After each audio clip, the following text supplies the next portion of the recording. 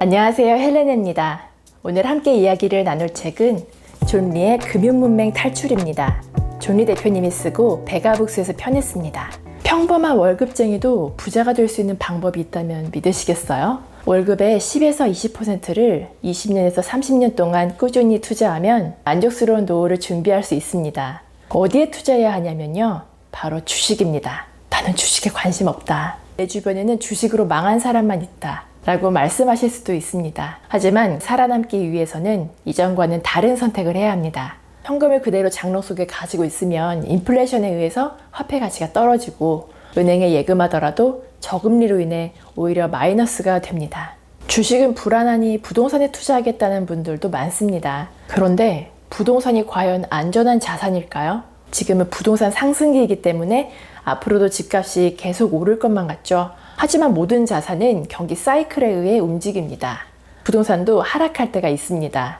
요즘처럼 비정상적으로 부동산 가격이 상승한 시장에서 부동산에만 모든 자산을 집중 투자하는 것은 위험합니다. 이럴 때일수록 주식에도 관심을 가져야 합니다. 그래도 집값은 장기적으로 봤을 때 계속해서 오르지 않았냐고 하실 수 있습니다. 그럼 부동산만 상승하고 주식은 상승하지 않았던 걸까요?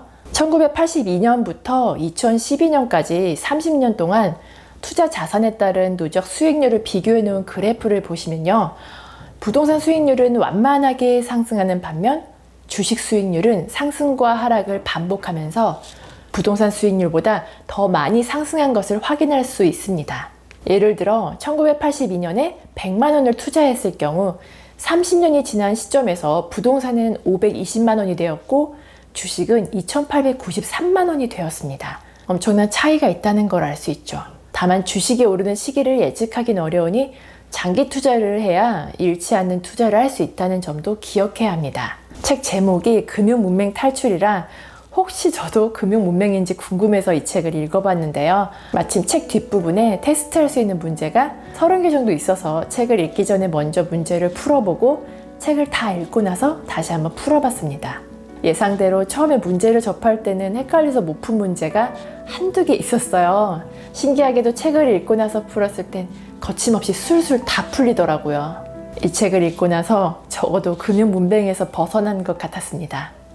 금융문맹이 뭐냐면요, 돈이 어떻게 생기거나 조달되고 유통되고 사용되는지, 어떻게 인간의 삶에 연관되는지, 돈이 어떻게 불어나거나 줄어드는지, 돈의 가치가 왜 오르거나 내려가는지를 전혀 이해하지 못하는 상태를 의미합니다. 한국의 금융문맹률은 아주 높은 수준이라고 합니다. 10명 중 9명이 금융문맹이라고 하니 조금 심각해 보이는데요. 거꾸로 생각해보면 10명 중에 1명은 돈을 어떻게 벌고 소비하고 투자할 것인지 효과적이고 합리적으로 결정할 수 있는 지식을 지닌 사람입니다. 이렇게 10%의 사람들이 부를 축적하고 있습니다. 더 많은 사람들이 금융문맹에서 벗어나 좀 더 편하게 살 수 있었으면 좋겠는데요. 금융문맹을 벗어나기 위한 방법이 있습니다.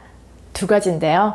첫 번째는 경제 용어라든지 금융 지식을 공부하는 거예요. 노력만 한다면 책이나 신문, 방송을 통해서 배울 수 있습니다. 문제는 2번째입니다. 라이프 스타일을 바꿔야 하는 거예요. 부자처럼 보이려는 라이프 스타일이 아니라 부자가 되는 길을 열어주는 라이프 스타일을 추구해야 하는 거죠.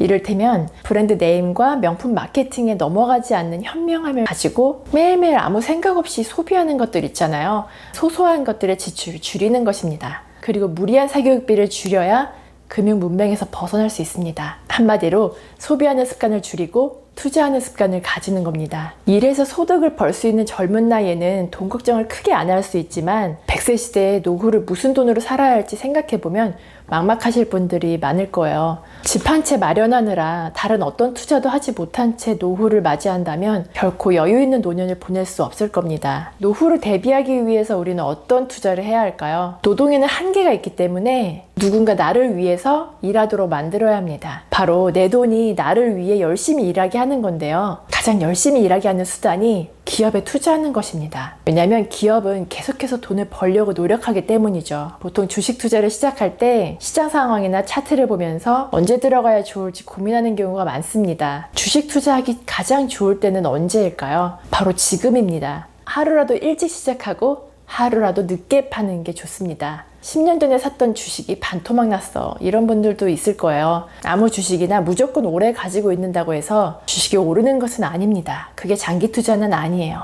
사업 확장성이 있고 경영진이 훌륭해야 합니다. 이런 걸 어떻게 알 수 있을까요? 기업 가치를 파악하기 위해서 영업 보고서를 먼저 읽어보는 게 중요합니다. 그리고 PER, PDR, PBR을 살펴봐야 합니다. 그 회사에 대해 조사할 때 아무것도 안 보고 오직 주식 차트만 보고 결정하는 경우가 있습니다. 과거의 주식이 어떤 패턴으로 얼마나 오르고 내렸는지는 참고사항 정도로만 봐야 합니다. 미래 가치를 알아볼 때는 그 회사의 매출액이나 매출이익, 시가총액 등의 여러 가지 요인들을 종합적으로 보고 판단해야 합니다. 주식을 하다 보면 팔아야 하는 순간이 찾아옵니다. 언제일까요? 내가 산 주식이 떨어졌을 때일까요? 아닙니다. 일단 주식을 사면 팔 필요는 없어요. 회사가 꾸준히 사업을 잘해서 돈을 잘 벌고 있다면 매각할 이유가 없죠. 다만 돈이 필요해서 어쩔 수 없이 주식에 있는 돈을 찾아 쓰게 되는 거죠. 그 외에도 3가지 경우에는 주식을 팔아야 합니다. 첫 번째로는 갑자기 이해할 수 없는 이유로 주식 가격이 급등했을 때입니다. 어저께 5만 원이었는데 오늘 갑자기 10만 원으로 급등한 거예요. 이럴 땐 팔아야 합니다. 두 번째로는 해당 기업의 경쟁력이 나빠졌을 때입니다. 그리고 세 번째로는 다른 좋은 투자처를 찾았을 때입니다. 단순히 가격의 변화에 흔들려서 매각하는 건 아니라는 얘기죠. 주식 투자가 어려우신 분들은 펀드나 연금제도에 가입하셔도 좋습니다. 하지만 펀드는 수수료를 고려해 봐야 하고요. 연금저축펀드는 세금 혜택을 받을 수 있는 한도가 정해져 있으니 참고하셔야 합니다. 대한민국은 자본주의 국가다. 그런데 사람들은 대체로 자본주의가 나하고 어떤 관계가 있는가에 대해서는 별로 생각이 없다. 그런 걸 어렸을 때부터 학교에서도 잘 가르쳐 주지 않다 보니 그냥 공부만 열심히 하면 다 잘 될 거라고 생각한다. 그래서인지 자본주의에 대한 깊은 고민도 별로 하지 않는 것 같다. 여러분은 자본주의가 뭐라고 생각하는가? 자본주의에서는 크게 2가지 종류의 사람이 있다. 하나는 자본가, 또 하나는 노동자다. 자본가가 하는 일은 자본을 제공하고 노동력을 구매해서 물건을 만들거나 아니면 서비스를 제공하여 돈을 버는 것이다. 반면 노동자는 자신의 노동과 기술 등을 자본가들한테 제공하고 그 대가를 받는 사람이다. 자본주의 시스템에서는 자본을 통한 부의 축적이 노동을 통한 부의 축적보다 훨씬 빠르다. 그러므로 부자가 되기 위해서 누구나 자본가가 되기를 희망한다면 이는 당연하다고 봐야 할 일이다. 나는 한국에 돌아와서 사람들이 자본가와 노동자 중 반드시 한쪽만 선택해야 한다고 인식하는 모습이 아주 신기하게 느껴졌다. 왜 그 둘을 동시에 할 수 있는 방법은 생각하지 않을까? 자본가이면서 노동자도 될 수 있고 노동자이면서 자본가도 될 수 있다. 나는 그 연결고리가 주식이라고 생각한다. 예를 들어 내가 한 회사의 직원이라면 노동자로서 꾸준히 내 시간과 노동력을 제공하지만 반대로 주식을 소유할 때는 자본가의 역할도 하는 것이다.